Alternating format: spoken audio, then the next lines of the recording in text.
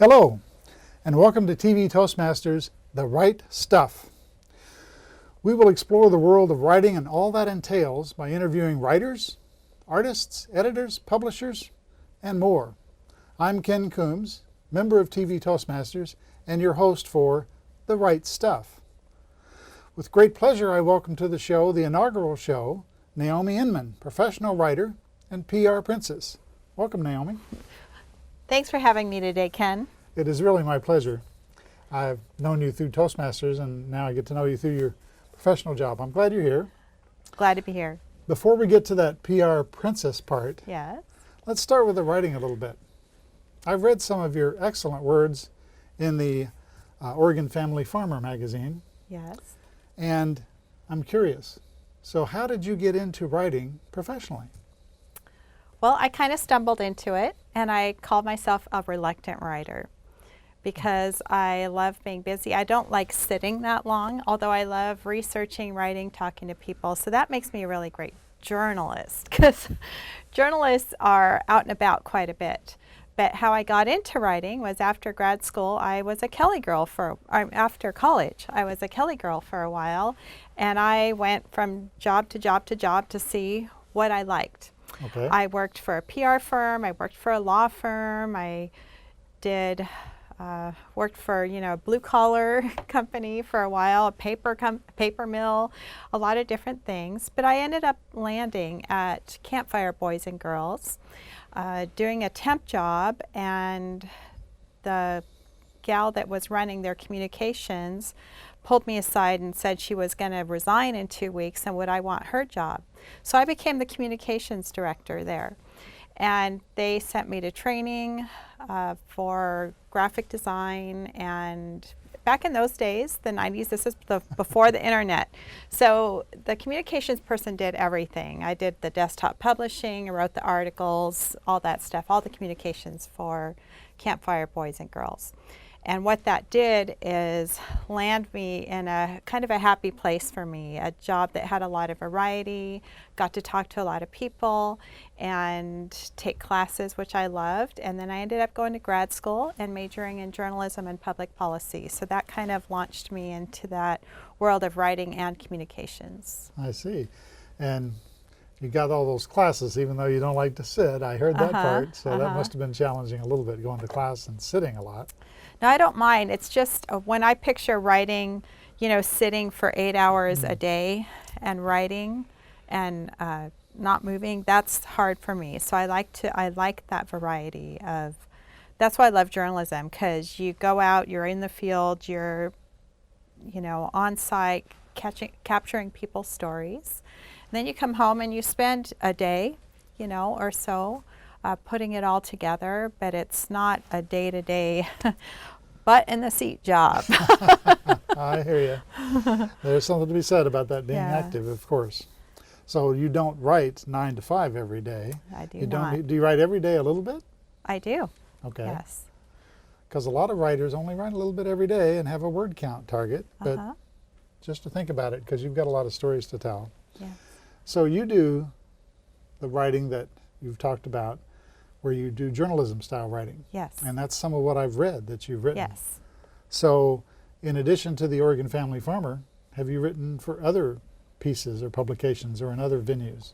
Yeah, so after grad school, I worked for a public policy firm in Washington, D.C., writing on policy and then writing scripts for different radio guests. Okay. Then my first job was as a radio producer and script writer for a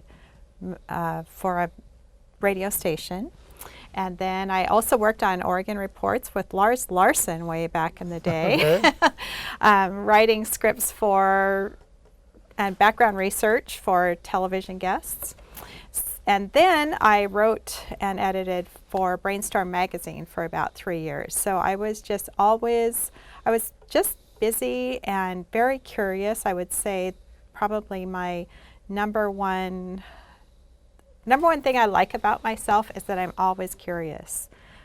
And that leads me down all kinds of different paths, and I really have fun with it. It sounds like it. Mm-hmm. So is it fair to say that maybe one of the most gratifying parts of your job is the opportunity to explore? Yes, yeah. Okay. And StrengthsFinder, you know, learner is one of my top, you know, and so always being able to learn something new, even new disciplines. I love people that are specialists in different fields. I really like to become a student of them and what they do, you know, a little bit, and take away some gold nuggets from that as well. Okay. Of course, if you write, you can share those gold nuggets with Yeah, other people. absolutely. So we talked about what's most gratifying, and maybe you've given us a hint already, but what's the most challenging part of your job today? Okay, so my job is, for about 2 years now, I kind of landed in a wonderful career. It was a little bit of a career switch for me too, because for a number of years while I was raising my sons and really wanting to be available to them, I was self-employed and did a lot of freelance writing for websites, marketing materials. I ghost wrote books for a couple of people. I would take all kinds of things and, you know, have different clients and try to make my summers free as much as I could. And then a couple years ago, I was doing some interviews for Oregon Family Farmer magazine out at Northwest Hazelnut Company. And they had a special project that they asked me to jump in to do public relations for. Kate Brown, the governor of Oregon, was coming to our company. And so I ended up staying after I did this short-term project, and I am the director of public relations, public affairs, and communications for the company. Wow. So you asked me, getting back to that, what the most challenging thing is there, and that is, of course, for everybody, probably time management. I'm actually good at time management, but reining in all the initiatives that I want to keep launching and starting and staying within that is one area of challenge. And then another one that's very specific to my line of work and what I'm doing is managing in this last year, we're going about 13 or 14 months now, of the Chinese tariff trade disputes with China because it affects my industry so much. So managing a lot of public affairs communication around that has actually been one of my bigger challenges this year, because it's like almost like a whole nother job on top of all the other initiatives I have. Sounds like it could be. Mm-hmm.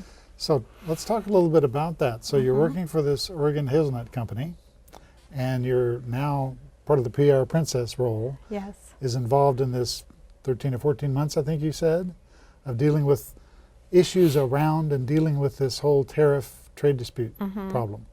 Talk a little bit about that. Tell us a little bit more. Sure. I don't think you asked me why I call myself a PR princess. I didn't, but you can tell us. Yes, but I'd love to tell you why and not have people think think too highly of myself. But that came about when I first started the job and loved it so much, and started coming to work, and I was putting it into my phone. And you know, when you put a reminder into your phone for it to tell you to go to work every day, I thought, who wants to go to work every day? And this job doesn't even feel like work. It's so much fun. So I thought, I'm going to put in there that I'm going to go be a PR princess. And so every morning I get the reminder to show up as a PR princess. And that makes it fun.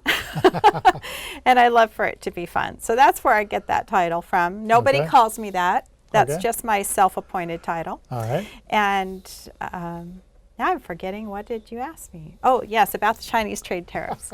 So a year or so ago, when Trump started to, President Trump, I should say, started to shake up things in regards to tariffs with China and the inequity in trade, China instantly slapped very high tariffs on 100 agricultural products. And at the top of the list was Oregon hazelnuts, if you can believe that. Wow. And what that did is it set a very high tariff on what was already a very high tariff nut. We have had the highest tariffs of all nuts in the U.S. for our nuts ship to China.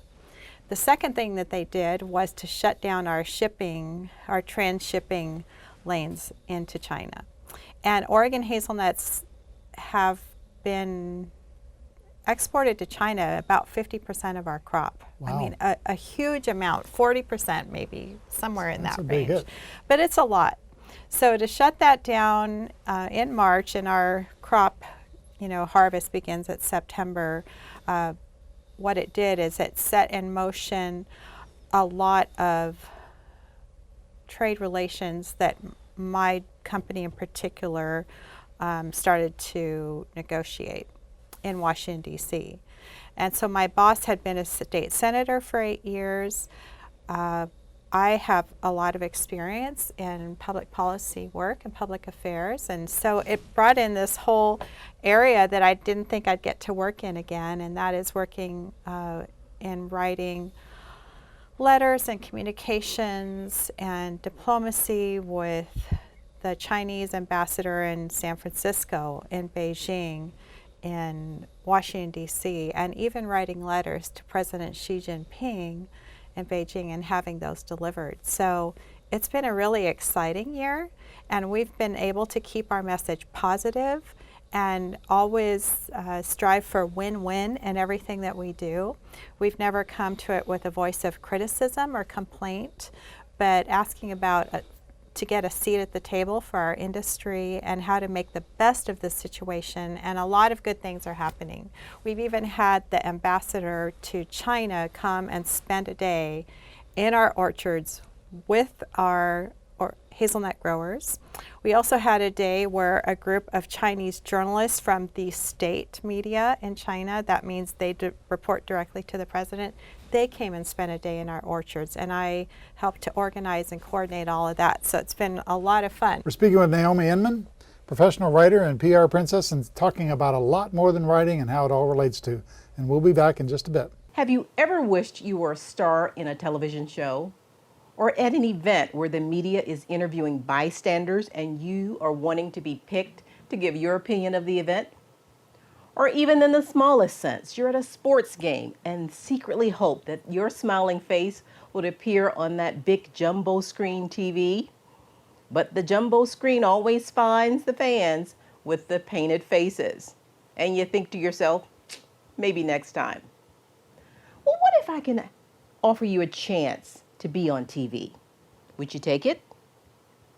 That is what I want to offer you now. I'm Dottie Love, Associate TV Producer and Director. Toastmasters International is one of the largest organizations whose mission is to help improve your speaking skills. And District 7 is expanding your opportunities to do speaking via television. We have 4 fully equipped television studios and TV Toastmaster broadcasts to over 500,000 homes, plus a YouTube channel. Who knew? We want to invite you to take advantage of using media and television, either in front or behind the scenes. Let me share a few options that you have. First, you can be a guest on a show. Highlight your business or hobby or your community interest. Anything you're passionate about. Be a featured guest. Secondly, you can train to be a host on an ongoing TV segment. We will train you for that. Third, what about creating your own talk show? We will train you for that as well and give you access to a community media studio to do just that. Or lastly, be behind the scenes, either running a camera or editing shows. You decide which avenue is best for you, and our TV Toastmasters team will help you to navigate to get the most out of your media experience. Personally, I've done them all. I started as a guest, went to hosting, up to directing my own TV show. I don't tell you this to impress you. I tell you this to impress upon you that your personal growth with Toastmasters is directly related to what you take advantage of. And I encourage you to be bold in looking for opportunities to stretch and grow.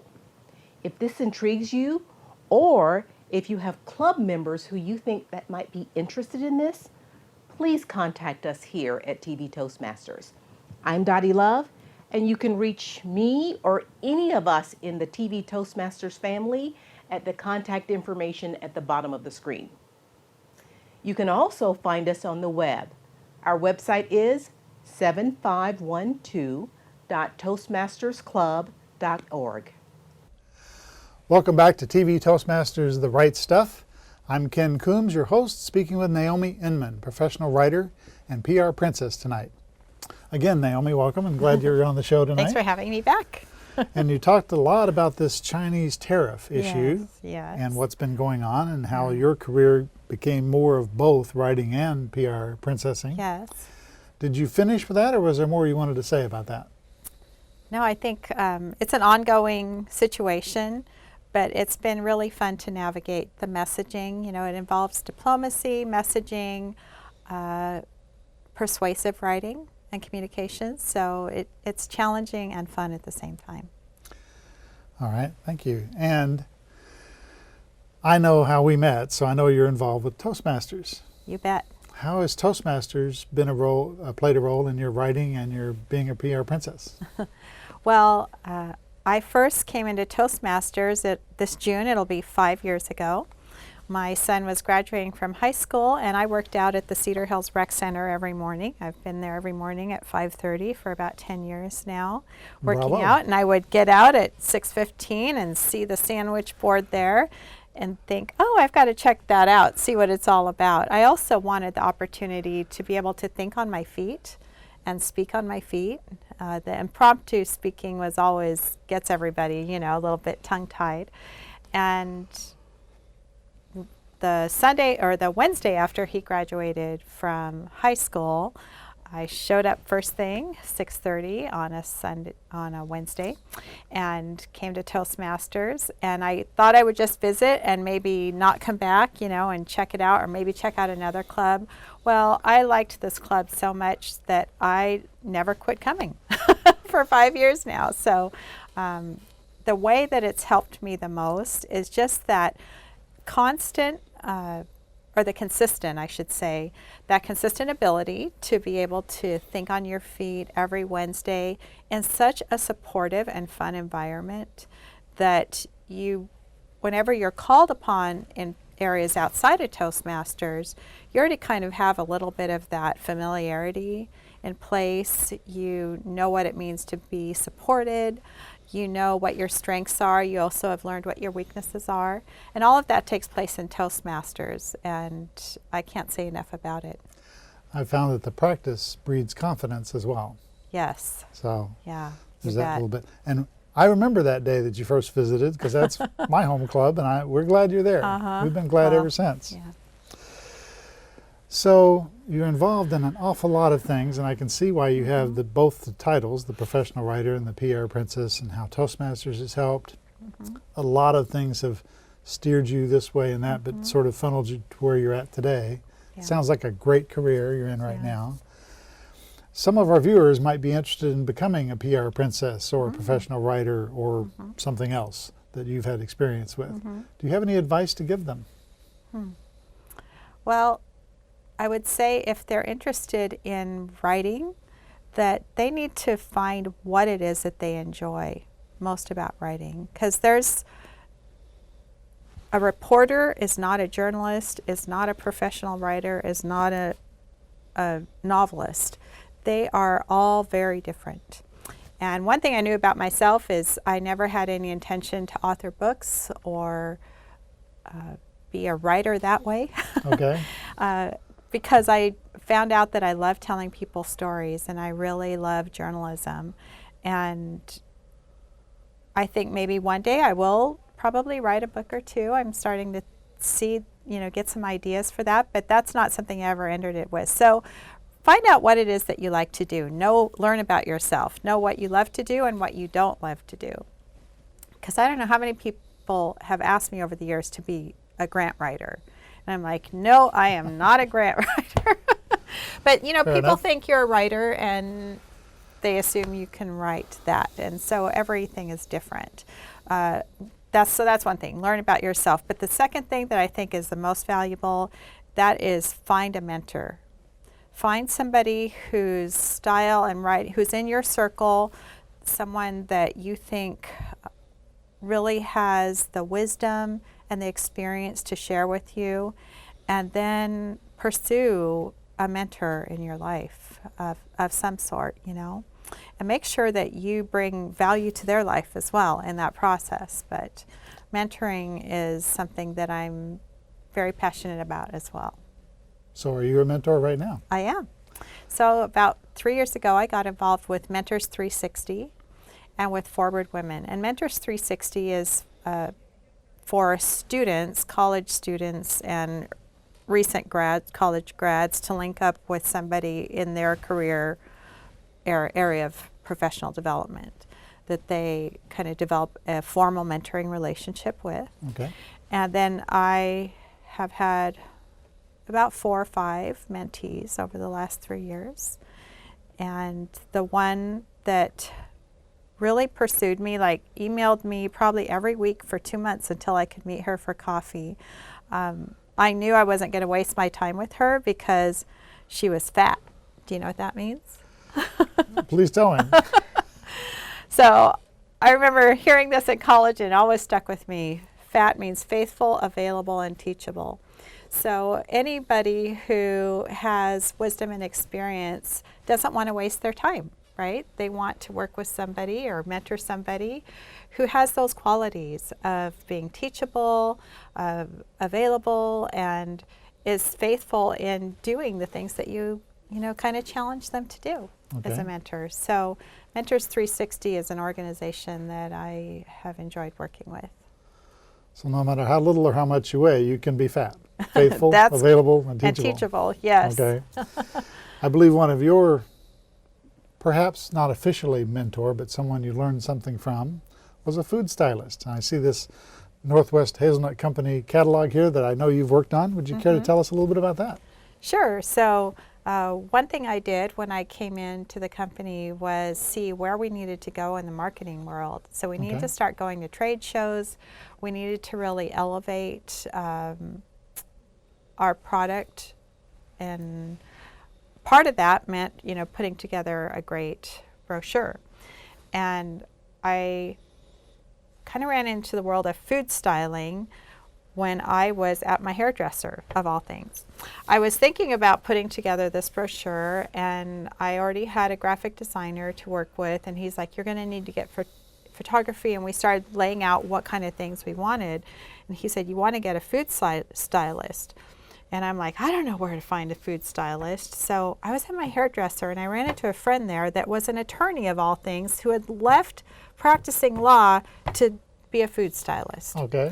And I said, that's interesting because I want to know more about that. So I went and shadowed her a couple times for like a whole afternoon and kind of watched the tricks of the trade and thought I could do that for at least one brochure. And so I ended up really working to put together a beautiful visual display of, our product offerings. So food styling means taking things like the different ingredients, going to a restaurant and setting up plates and working with cameras and photographer and arranging little kernels of hazelnuts sometimes in just the right position so that you can get a really good visual of what your company has to offer. And so that was a really fun project. So it was something else that I got to add to my repertoire, I guess. Food stylist. Okay. Wow. It's going to get longer and longer if you keep adding all these things. Next thing you know, you're going to be a lawyer and go the other way instead of your friend. Oh, there you go. Law to being a food stylist. So if someone wanted to check into this mentoring program, either one of these two you mentioned, you said mentors360.com? So mentors360.com is for students and recent college grads to be paired with someone in their field. So I've had several writers and journalists that I've been paired with. And then Forward Women is a group started by Diane Pattison, who was a Fortune 500 executive that started a Wow. group for women to mentor and encourage one another, and we meet for lunch once a week downtown. Nice. But they also have an official mentoring program, Okay. and that is for women of any age. So I don't know about men. The only thing I know about adult men is there's probably other great groups out there. But for adult women, there's the number 4, WORD, women.org. They have a mentoring program. Great. Well, Naomi, it's been a pleasure. Thank you very much Thank for being you, on Ken. the show tonight. A lot I want to pursue further on, but I Yeah. appreciate what you shared tonight. Yeah. Well, thanks for doing this show. It's always great to encourage writers with everything that we do. And you have. Thank you. So, The Right Stuff, Naomi Inman, professional writer and food stylist and PR princess tonight. Thank you for watching, and we'll see you next time on The Right Stuff. Hi, I'm Eric Bergman. As a member of TV Toastmasters, I get to learn all about video production, running a TV show. Plus, I get to be on camera interviewing really fascinating Toastmasters who share their stories about their hobbies, their activities, and how they benefit our community. I also get to bring in members of my home Toastmasters Club. We toasted in Lake Oswego. They get to tell their stories and build their communication skills. We're bringing a voice for District 7 Toastmasters here in Oregon and Southwest Washington to a TV audience. And TV Toastmasters is a great way to learn how to spread your message and share your stories with a wider audience.